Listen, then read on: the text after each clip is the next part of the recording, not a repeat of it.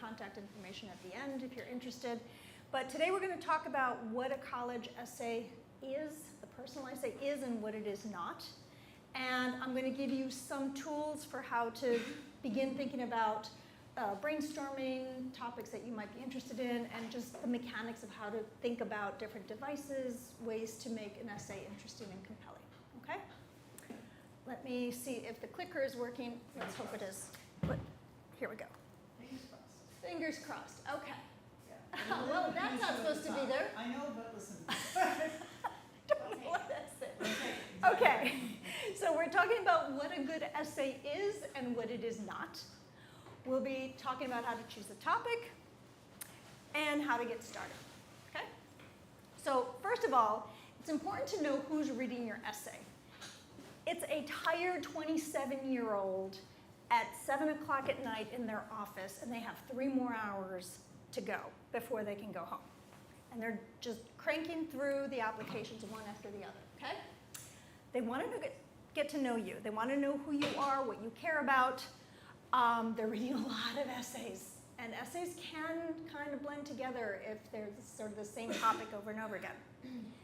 So the question is, how will your essay get their attention? So imagine that at 7 o'clock, this person has just read your essay, and they put it down, and they're like, oh my gosh, I got another 3 hours to go, I need some coffee. So they go to the coffee station in their office, and they run into a colleague, and they say, you know, I just read this essay by a kid who, what? What are they going to say about you? How are they going to describe you in a nutshell? So think about that when you're writing your essay. Think about the fact that you're going to be trying to get across a little piece of who you are that matters to you, that you think will help colleges understand you and will help them want to know you better and have you on their campus. So, essays are not formal and stiff and boring. You're not going to be a college professor at age 17 or 18. It's not a laundry list of all the things you've done. It's not a 5-paragraph essay with an introduction, 3 paragraphs, body paragraphs, each with 3 examples of textual evidence and a conclusion paragraph. That is not what it is. It's more of a story. Okay? Think of it more as like a short movie. It's not about anybody else. Sometimes people think, oh, you know, I want to write about someone I admire, my grandfather. And they write this wonderful essay about the grandfather. And the only problem is that the admissions officials finally say, you know, your grandfather sounds great. We would love to have him on campus. Unfortunately, he already has a PhD. So we're not going to be admitting him, but we'd like to know a little bit more about you. It's not a place to tell a sob story or an angry story, okay? Life happens. You can experience hardships. You can experience pain. There's nothing wrong with writing about that, but it has to be measured. So it can't just be like pouring your heart out and leaving the admissions person going, whoa, that was really heavy. It's not a recounting of the story of your life. You don't want to start when you were 3 and then go through your, you know, everything that's happened to you in every grade. It's not something that someone else could have written. So the true test is, if you had printed out your essay, say you needed to show it to your counselor, and you're walking through the hallways at Westfield High School, and you bump into somebody and your essay falls on the floor and you don't realize it, you go to class, somebody picks it up and they read it. Will they know it's you? Or will it sound like any one of 100 kids at Westfield High School? So think about how the essay really reflects something about you and what you love and what you're interested in. And it's not generated by AI. I'm already hearing from admissions people who say they can tell when it's AI generated because it's the same old terms, the same old turns of phrase. They're like, oh my gosh, this is not a 17-year-old's voice. And it's also not going to be personal because AI doesn't know you. They've never met you. Okay? Now, pro tip. The essay is not so much about writing as it is about telling your story, okay? And telling it in a way that gives a window into who you are. So let's talk about that a little bit more. An essay is revealing. it shows something about you. The person who reads it goes, huh, I think I know a little bit about this person. It's going to be positive, okay? I was just working with a student the other day, really nice kid, and he decided that his essay was going to be really dramatic. So in his first draft, he tells a story about a disagreement he had with his dad. He mentions that he lied to his dad about something, and then he ends the story by talking about how he yelled at his parents to get them to change their minds. And I looked at that and I said, so what is the admissions officer going to think about you? What is their impression going to be? And he looked at it and goes, that I'm a liar who yells at his parents? And I'm like, yeah, pretty much. That's what they're taking away from this. Do you think they're going to want you on their campus? He's like, I hadn't thought about the fact that they're evaluating my character in this essay. I'm like, yeah, I think you need to rewrite this. So keep that in mind, okay?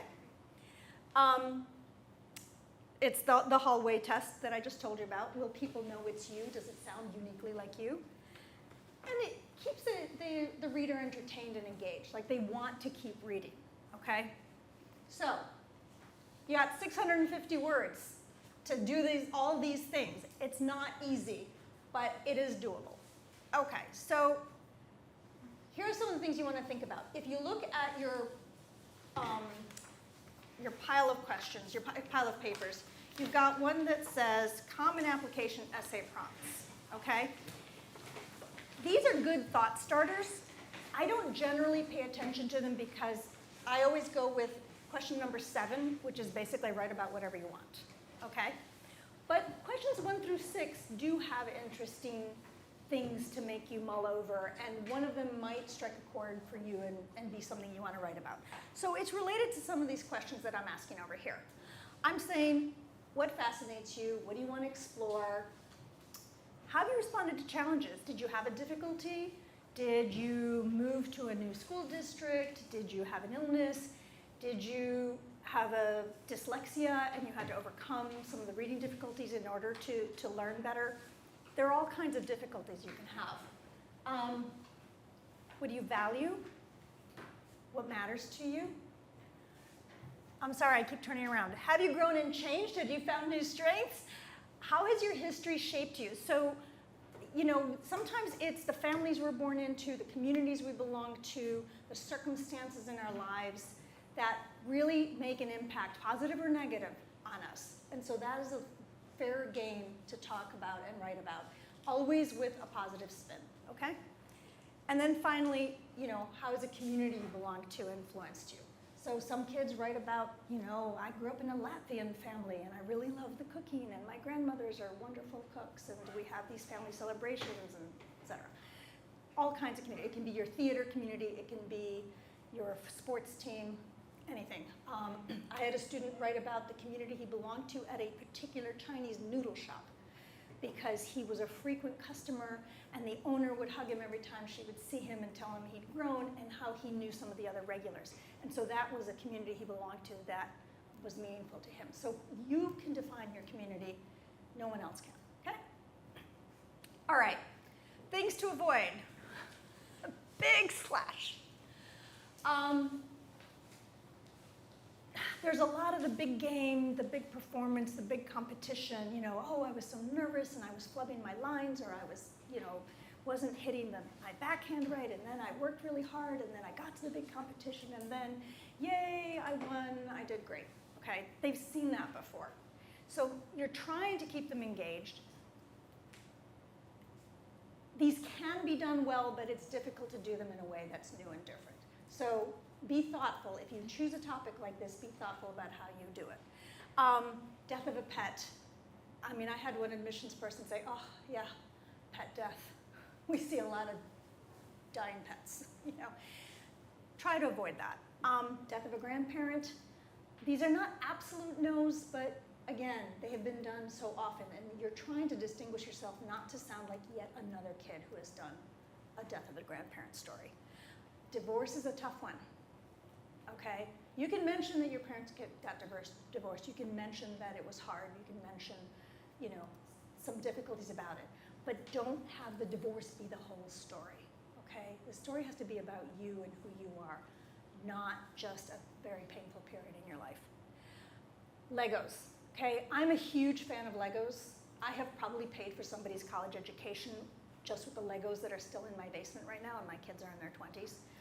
But Cornell uses shorthand, LE, Lego essay. That's it. When they're writing up their notes about their engineering students, for example, or their architecture students and their essays, if they run across a Lego essay, it's just LE and move on, because they get so many of them. So try to avoid that. It's just a little too common. A breakup, those are rough. A mission trip. Now, again, none of these are total absolutes, but it's best to avoid them unless you can do things in a really creative way. So admissions officials kind of they feel cringy when they read an essay that says, oh, I did a mission trip and I discovered that poor people can be happy too. Or I discovered that, I was so upset because I didn't have the latest iPhone, and then I discovered that Lupita doesn't have running water. It comes off as really patronizing, and they really, really don't like that.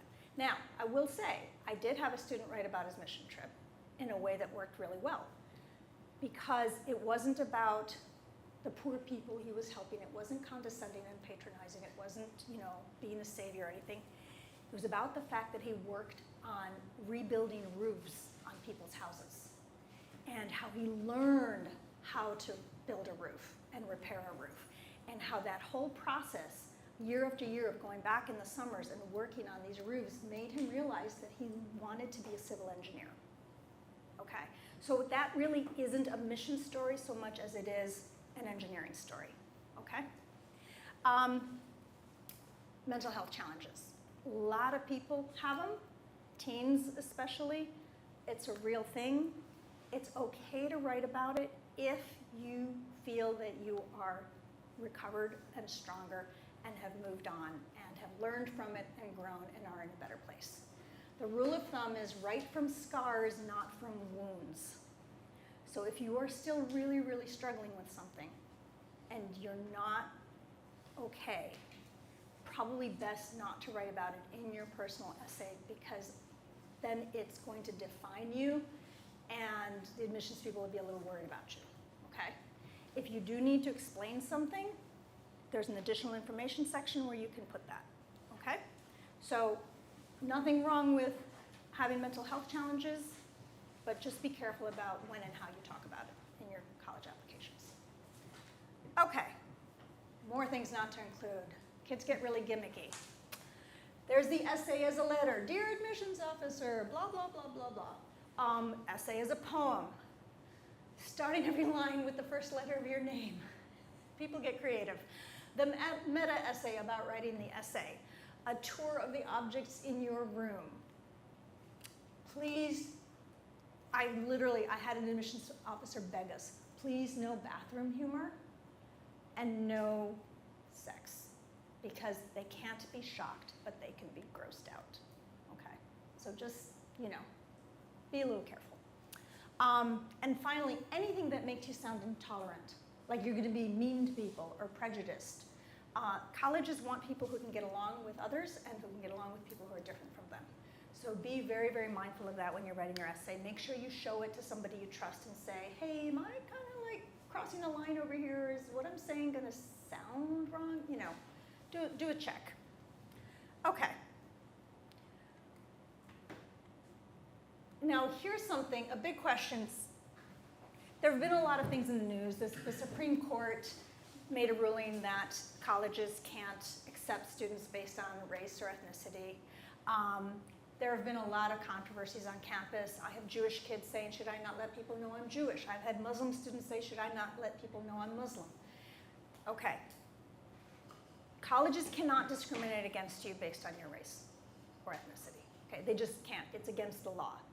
So you be you, and you portray yourself however you feel comfortable and however you feel is true to you, okay?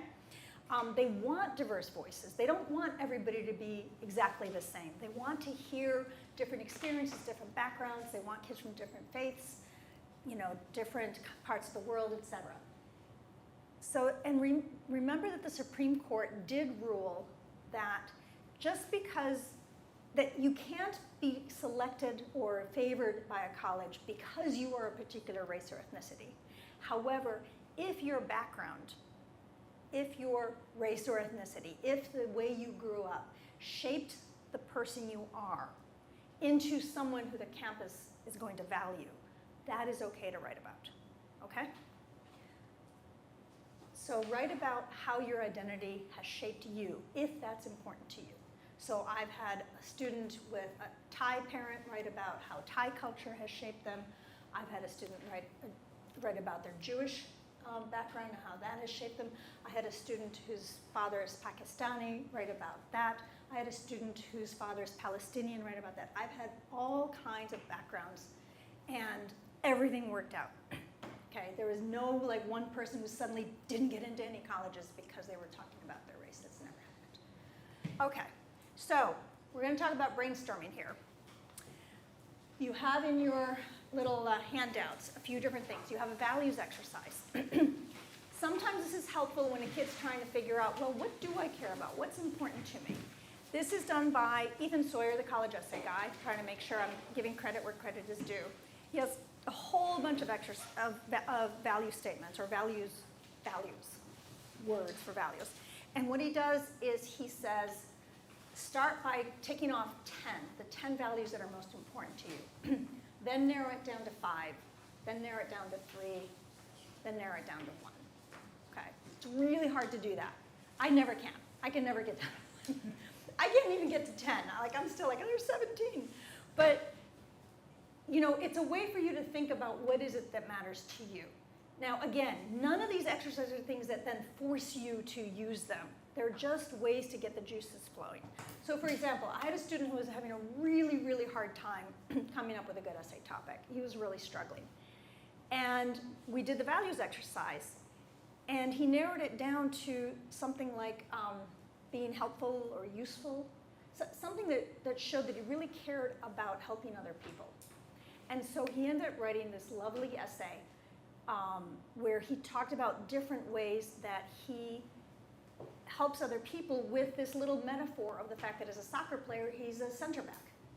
And so he starts by saying, I'm a center back. And as a center back, it's my job to protect the goal. There's the goalkeeper, and then there's me. And I have to do everything I can to keep the ball from getting to the point where the goalkeeper's got to stop it in front of the goal. So I'm the defender. And I have to make sure that I get that ball and I clear it. I get it out of danger over and over and over again. So he identified very strongly as a center back, not just as a soccer player, but as a family member. So he was helping his grandparents during COVID. He was doing their grocery shopping for them because they couldn't leave the house. He was helping his little brother, tutoring him in academics and trying to teach him how to be a good person. He was working with children at a low-income elementary school, trying to help them with their homework. So he gave several examples of how his value of helping others and being useful and defending people was important to him. So that's one way that a values exercise can be helpful. Then the other thing that I recommend you do, if you look at this sheet, it's got my name on it, but I have to say it's also the college essay guys exercises. Again, I need to make sure to give credit where credit is due. So the first one is you text 5 friends and family members and you say, can you give me 3 adjectives that describe me?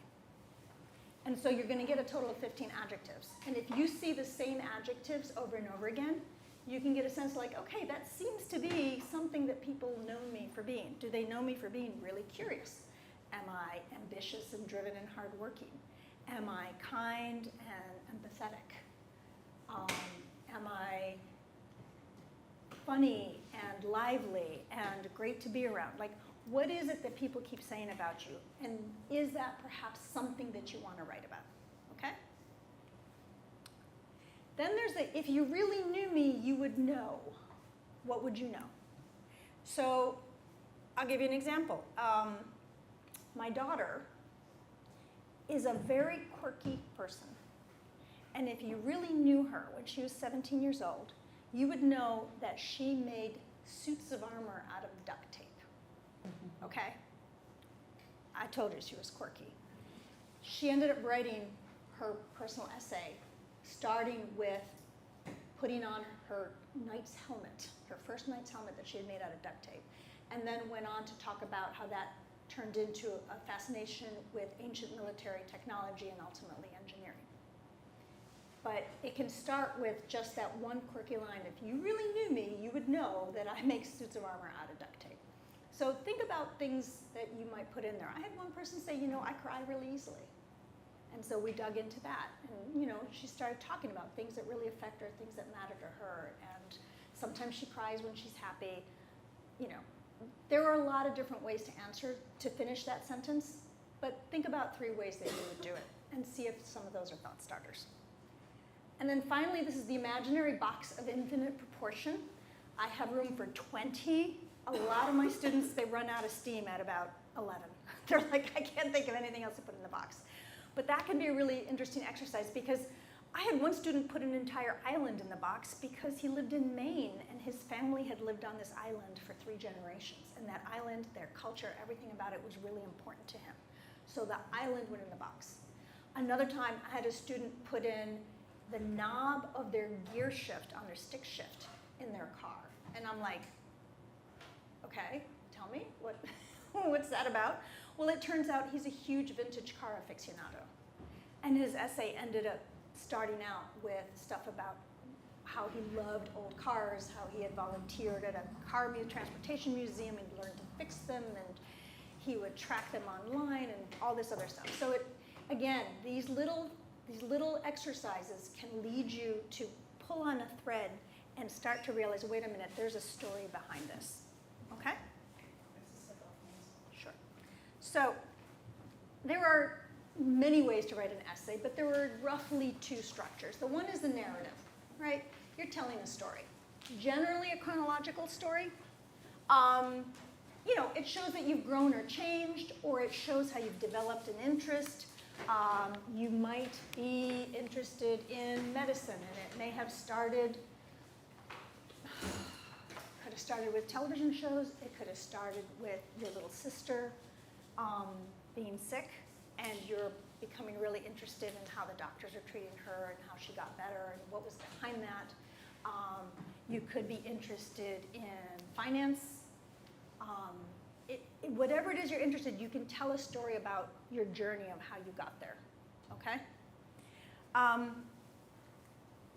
Then there's the montage essay. Now, the story I told you about the center back, where he said, you know, I'm the center back, I'm the defender, I help protect people, I try to be useful and of service to them. That was a montage essay because he starts with that and then he gave examples, 4 or 5 examples of different ways that he demonstrates that value. Okay? A montage can also be almost the reverse in that instead of it being one value that you show in 4 or 5 different ways, it can be 4 or 5 different things centered on one thing. So I had a student who had lots of neat little pins on her backpack. And she talked about how each pin represented something different in her life. So one of them was from a camp she attended in astrophysics. She talked about how she finally felt like she found her people because she was a nerdy astrophysicist. And for the first time in her life, she was with 30 other kids who thought that her interest was cool. And then there was like a little violin because she was first violin and you know what music meant to her. And then a little camera because she was a photographer. So that was a montage essay too, all centered around the metaphor of the 5 little pins. So there are a lot of ways to do this. Again, this information is in the College Essay Guys website. I do recommend it. The one thing I want to say is that the narrative story, the way the College Essay Guy, Ethan Sawyer, describes it, I don't entirely agree with. He says that it has to be a story of overcoming a challenge. And I don't agree. It can be a story about overcoming a challenge. But it can also just be a story about how you grew and learned and changed or how you developed an interest, okay? So, there we go. The writing process. All right, so I've had students get a little paralyzed with that first draft. They're like, I can't write this, I can't show this to anybody, it's too terrible, I don't know what to do. And they get really panicky, and I completely understand that because it's it's really scary to put your writing in front of somebody else, okay? And so sometimes it means that you get paralyzed, you don't even start, or you write it and you hate it, and it's just, everything gets kind of gummed up. So the way I would like you to think about it is in stages, all right? And these are stages that are bandied about a lot in my profession. The first is the madman, right? Next is the architect, the carpenter, and the judge. So first, just spill it all out. Get it out there, blah, you know? This is what happened, and it can be a hot mess, but just get it on the page, because once you have something on the page, you can start to fix it. You can add to it, you can remove, etc. So that's when you get to the architect stage, where you're like, okay, this paragraph is pretty good, but it's totally in the wrong place. I'm giving away too much. I need to move it later in the story. Or this is a really important sentence that says something that the reader needs to understand early on. I need to move it to the top. Or you can have like, this is an awesome paragraph. It's really great. Has nothing to do with my story. I got to delete it. Or you might find a gap. You know, you can show it to somebody and they'll say, well, okay, I was following you, first paragraph, second paragraph. And then I get to the third paragraph and I'm like, wait, what happened? And then the fourth, and I'm still confused. And you're like, ah, there's a piece missing. So this is where, as the architect, you're just kind of arranging things, putting them in some kind of logical order. Then the carpenter starts tightening things up, right? Building the bookshelves, putting in the kitchen cabinets, you know, arranging the sentences within the paragraphs, kind of making sure that things aren't too messy or terrible within each paragraph. And then finally, they call it the judge. I call it the wordsmith. It's the person who sits there and goes, okay, wait a minute. I said the word, I don't know, powerful 3 times in one paragraph. There's got to be another word for powerful. Let me find another way to say what I want to say. And so that's where you're just refining it and polishing it and making it really, really good, where it all hangs together and you look at it and you're happy with it. Now, there are a lot of devices, okay? So the first can be a hook at the beginning that gets the reader's attention, like the, I was 10 years old sitting on my bedroom floor when I put on my knight's helmet, okay? Person's gonna go, knight's helmet? How many 10-year-olds do I know who have a knight's helmet? So like now I wanna know what's gonna happen next, okay? Then there's the thread that runs through the essay. So I had a student who started his essay talking about it when he was 5 years old. His parents sent him to Chinese school on Saturdays. They didn't speak Chinese at home, but they wanted him to learn Chinese because mom spoke Mandarin, dad spoke Taiwanese. They're like, hey, our kid should learn Chinese. Turns out he was the only kid in the entire class who didn't speak Chinese at home. And so this poor kid, he just sat there in class, totally clueless to what's happening. He looked Chinese, all of the other kids looked Chinese, and he didn't belong. He didn't speak their language, okay? But then what happened, a few years later, he got really interested in jazz. He was a drummer. He lived in Houston, and this little Chinese drummer decided to do a summer workshop on jazz, and all the jazz musicians were black. And so he didn't look like them. He didn't look like he fit in. But what happened over the years was he learned jazz, he learned the language of jazz, he learned the lingo of jazz. So he learned terminology, like saying that something was killing or bad meant that it was good. You didn't talk about sheet music, you talked about the chart. So there were different expressions that he learned within the jazz community. And then he learned the actual language of jazz music. He said that he and the other musicians would, as he put it, you know, laugh and shout musically, okay? Through their instruments, through what they were doing, through the way that they were interacting and improvising. And so the thread was language, that he didn't belong with the people who he most looked like because he didn't speak their language. And then he became a part of the community of people who he looked nothing like because he did speak their language. So think about using something like that, some kind of thread. Closing the loop.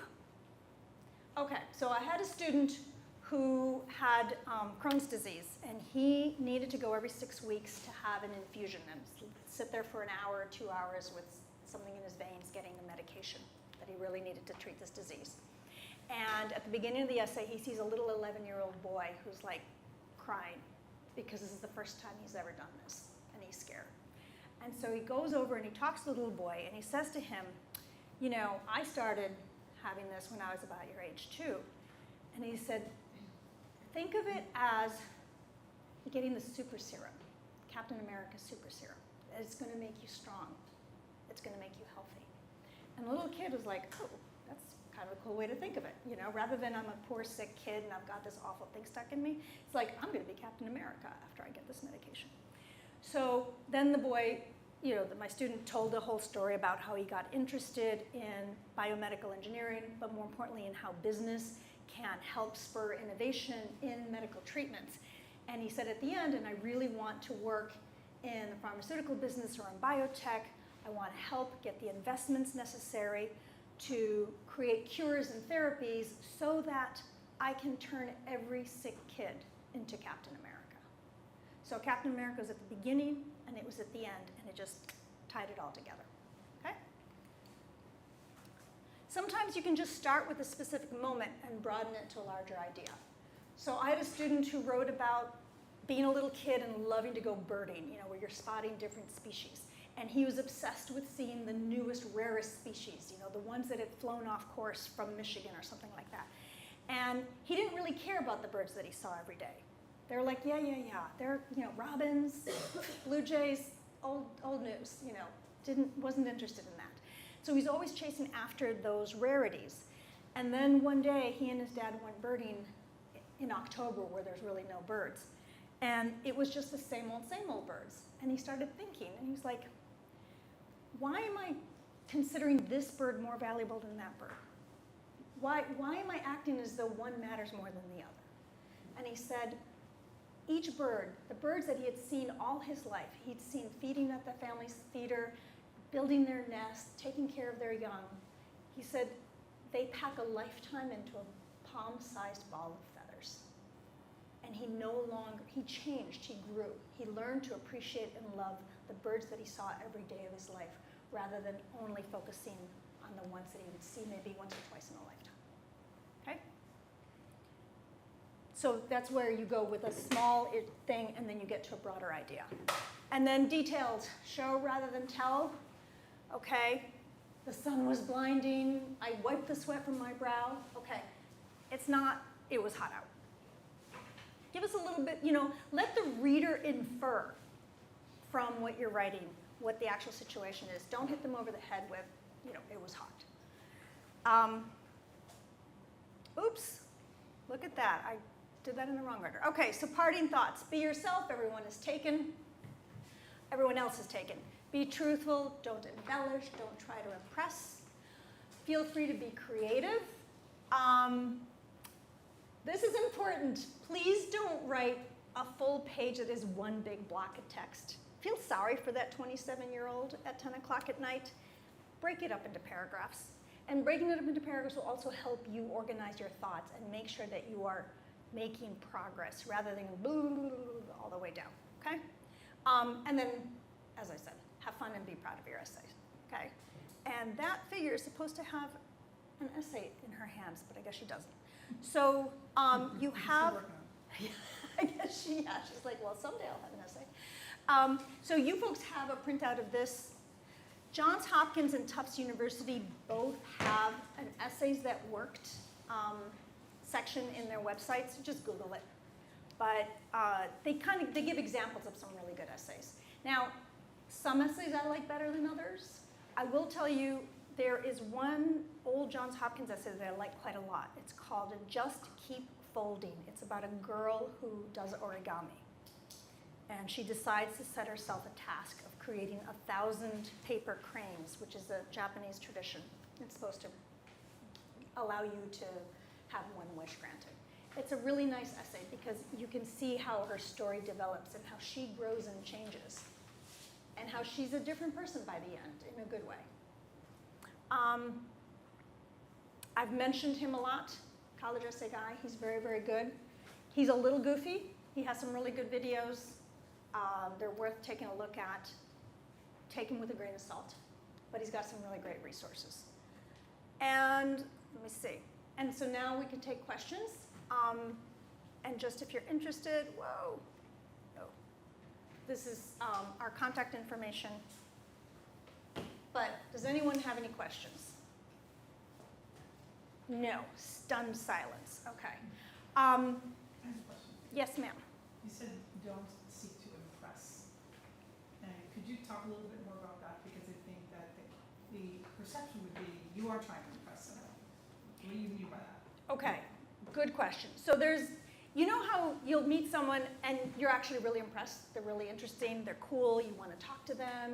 They feel like they've done some cool things. That's a good type of impressing. But what you don't like is the person who's like showing off, bragging, being really kind of arrogant. You know, seeking to impress can mean different things with different people. So I don't mean that you shouldn't be proud of who you are, that you shouldn't be willing to talk about what you've done and who you think you are. You are. I have had some students say, well, I hate writing my resume, my activities list because I feel like I'm bragging. And I'm like, well, you're not bragging. What you're doing is you're helping the admissions person do their job. That person has to decide who they're going to admit and who they're not going to admit. So they need information. So they need to know what you accomplished. They need to know what you've done, what you care about, what you think about. So that is a good way of impressing them by showing them, you know, these are the things that matter to me. These are the things that I've thought about, the ways that I've thought about them. These are some of the things I've tried to do to achieve whatever it is that matter to me. But don't cross that line into sounding really braggadocious and arrogant, okay? Because that will backfire, and I've seen it backfire, okay? Any other questions? Do you have to take essays, all of those pieces that you just talked about, things that you've done, all your accomplishments, what you've learned, do you have to put all of that? No. Can you talk about one? You can just start with one. You can just start, and you could do something that's not even among those 6. Okay, those are just thought starters, but you're not trying to tell the entirety of who you are. You're just trying to talk about one aspect of who you are, one thing that matters to you, or one value you have, or one way that you've grown and changed. So there are so many different ways to write an essay. There are many, many more right ways to do it than wrong. But it's just what you love, or what you matter, what matters to you. I mean, I had a student write a very simple, nice essay about the fact that she had had food allergies all her life. And so she was always having to be super careful and not eat things that could kill her. Let's be honest, right? If you had a really bad allergy, it can kill you. So she was always being really, really cautious.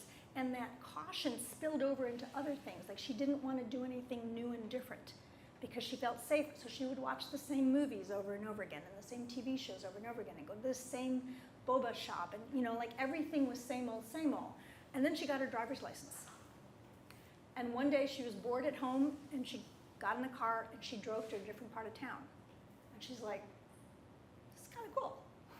What else can I do that's different? And so that started her exploring more and learning more about herself and trying new things and maybe saying, hey, maybe my girlfriends and I can take the train into the city. You know, like, well, I've never gone into New York City by myself, but I'm 17 now, I probably could do that. And so she kind of grew and changed from being a very fearful person to actually trying a lot of new things. You know, it can be anything. Okay. Does anybody want to take a chance on doing any of these exercises, or is that too mortifying? Okay. Mortification seems to be the thing. All right. I'm trying to think, is there anything else? Anything else that you can think of that I should share? No, I think you covered it. I think to follow up on your question, this idea, one of the ways I sort of think about it is if you picture like a beautiful home or a mansion or something, right, that might have 50 windows. You could look through any one of those windows and get a sense of what it's like inside, but you're going to get a different view depending on which window you look in. So there is no one right topic to choose. They're really all like just kind of a way in to learn something about yourself. So that's why it's such a broad, you know, Susana's right, that you can kind of choose all of these different things and it can seem intimidating. I think also, I think sometimes it's intimidating to read. It's great to get inspiration to read other kids' essays, but after a while, you can start to go, oh my God, those are so great, or Like- I'll never do that, or I don't know. Right, or I don't have So anything to A say little bit of beyond that. inspiration is good, but not too much, but, Yeah, so I think, you know, when you're I know that picking a topic is the kind of this, for It's some stressful. people, the hardest part of it, even in the writing, so, in a way, it's great to know you can pick anything, and then sometimes it feels like a lot, but It you're does. just looking for sort of that window into something about who you are beyond just your test scores and your transcript, right? You want to like be a human being, so. the one thing I will say is there's one type of student that sometimes is served best by writing an essay about how they developed an interest in their major.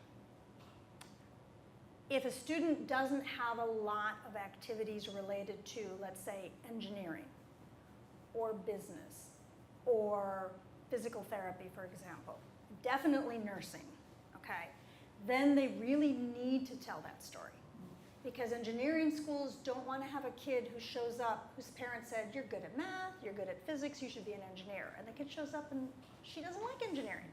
It's not for her, she hates it. So then she wastes an entire year of college and her parents' money to transfer out of engineering. Nursing is super important to write a whole essay about how you came to nursing.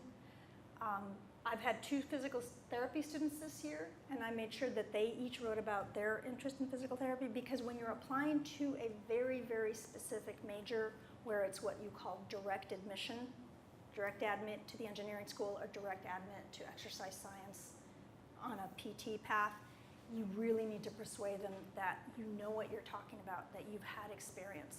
That experience might have been you got injured and you started having physical therapy and you're like, wow, this is kind of cool. It could just be, you know, it could be summer classes that you took. Like, I had one kid, he did a physical therapy program. He was like, oh my God, we got to work with cadavers. That was so cool, okay? And I'm sure the PT, he got accepted at a lot of PT schools, a lot of exercise science programs. And I'm sure they're like, okay, the guy's seen a cadaver, not scared off, cool, we'll take him. So there are some things where it's a good idea to talk about what it is you want to study because they want to be sure. But that's just, I wouldn't say that's an absolute edict, but it's worth thinking about. Those are specific to those direct access. Yeah, Primarily. yeah, where they really want to make sure that, because those are basically pre-professional tracks, you know, where you're committing yourself to this for 4 years. Whereas if you're like, oh, I might want to do philosophy, I might want to do English, I might want to do physics, I don't know. Well, you know, you can write about any one of those, or you can write about, you know, a hiking trip where you learned more about yourself. You know, so it's hard to know. There aren't any absolute musts and must-nots, but it's a good idea if you, especially if you don't have a strong resume in it. You know, if you haven't done the robotics club or the coding club or science Olympiad or some other kind of engineering related or science related thing, and you want to major, especially in the engineering, then you need to tell a story. And maybe the story is that you worked with your mom and dad on building a shed. Or like my student who got in for engineering because he did the mission trip where he built roofs, that was the only engineering he had. He didn't do anything else related to engineering. And I'm like, dude, these colleges are not going to believe you unless you can tell them your story. And of course, that was an item in his activities list, but by itself, it wasn't strong enough. He had to explain why that mattered to him so much and why that persuaded him. And by the way, he's a junior in college and he's an engineering student, so, you know, he meant what he said. But, you know, if you're a student who's done a whole boatload of things on a particular subject, then you can write about something totally different. Because they'll be like, okay, she's done all these things related to creative writing. She's won creative writing awards. She's done this, that, and the other. She did the summer program. She runs a book club at her high school. Like, yeah, we know she's a writer. Tell us something else, okay? It's not an absolute, but then you have more freedom to write about something else. Any other questions? So I have a question for both of you, just from your opinion. Do you think that admissions are actually reading essays for kids that are safety schools or no chance getting in, and reading just for target schools? Or do you think that they're actually combing through still? So I'm just asking. So it is a really good question, and it's a fair question because it depends on the school. So the vast majority of colleges are reading every single essay. However, Penn State, they get like 130,000 applications a year. They read maybe 1,000. Okay, and Penn State has a whole algorithm. They throw all of the applications in with the grades and the scores and whatever, and the algorithm says, okay, this top group, we'll take all of them. And mind you, the decisions can be different major by major, right? If you want to study engineering, you darn well better have really good math scores and really good math grades, right? But if you want to study social work, they're less worried about your math and they're more worried about other things. So the algorithm takes into account which college or school or major you're applying into. But it will spit out like the top students that they're like, yeah, we want these. So I had a student get in for physical therapy in November. I had other students who didn't hear from Penn State till January, February. But she clearly made that first cut. And at that first cut, they're not reading the essays. Then they have the bottom jump, they're like, yeah, no, you're not coming here. I don't know if they tell them that yet or they just put them aside. That middle group is the one where humans read the application, but they don't actually read the essay except for like the few that are right on the bubble where they're trying to make up their mind. And maybe that's when it matters if the essay is about what the student wants to study. So Penn State basically doesn't read the essay. But most colleges do. And if a college has supplemental essays, like Virginia Tech, it has 4 essays. I think they're pretty short. They're each 120 words. And Maryland does the same thing. They have 4 essays. They're each 350 words. You better bet they are reading those essays because they didn't put them in there just for funsies. In fact, they probably aren't reading your personal essay, but they sure are reading the 4 essays that they asked you to write. So I think there are some schools that are not reading the essays. There are some schools that don't even require them. They're like, yeah, you don't bother. You know, like Auburn University, like it's optional. You can throw it in if you want. They want to know your transcript and they want to know your scores. And they make their decision. So it's a very good question. And then there are other schools that will read every single word, even if they know you are not getting in.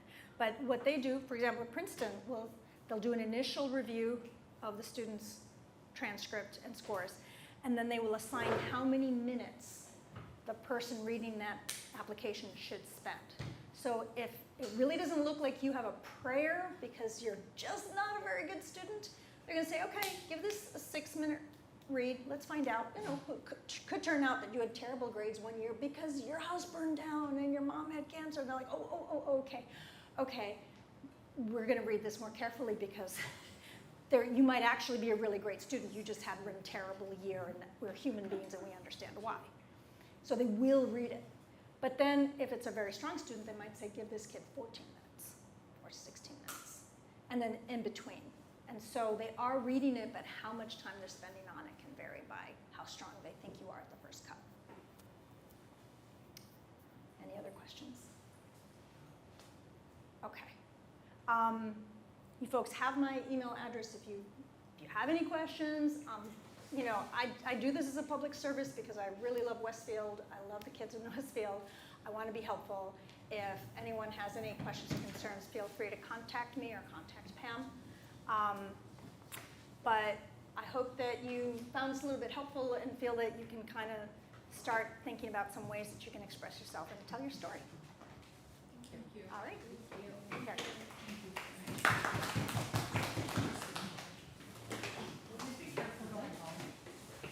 Is it snowing? Thundering? No.